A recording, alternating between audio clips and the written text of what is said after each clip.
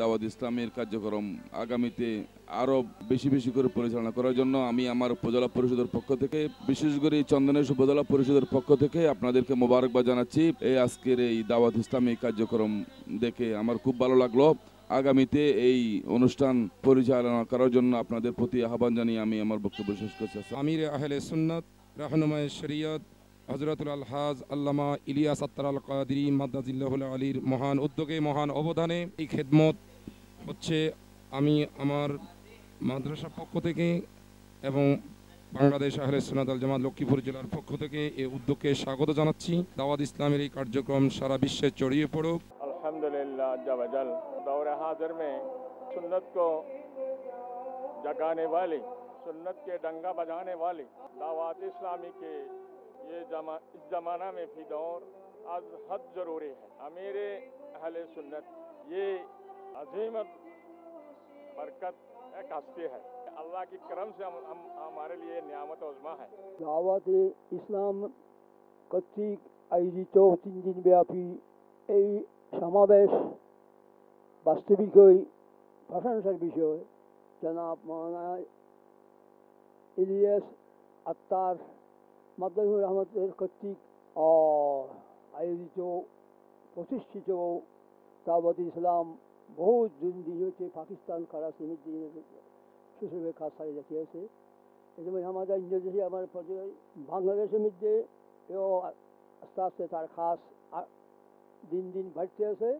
আমি সবাইকে দোয়া করতে আছি, আল্লাহর কাছে আর্জ করতে আছি এই সমাবেশকে, এই দাওয়াত ইসলামের কর্মসূচিকে আল্লাহ পাক কবুল করুক এবং দিন আল্লাহ চালিয়ে দেন। দাওয়াত ইসলামের কার্যক্রম মানুষের অন্তরে ইমান, আখলাক, আদাব, মুস্তাফা, ইশকে রসুল প্রবেশ হয়। এবং মাদানী চ্যানেল এত সুন্দর একটা চ্যানেল, যে চ্যানেলটা সর্বক্ষণ আল্লাহ এবং রসুলের প্রেম, প্রীতি, ভালোবাসা নিয়ে বিভিন্ন প্রোগ্রাম সেট করে।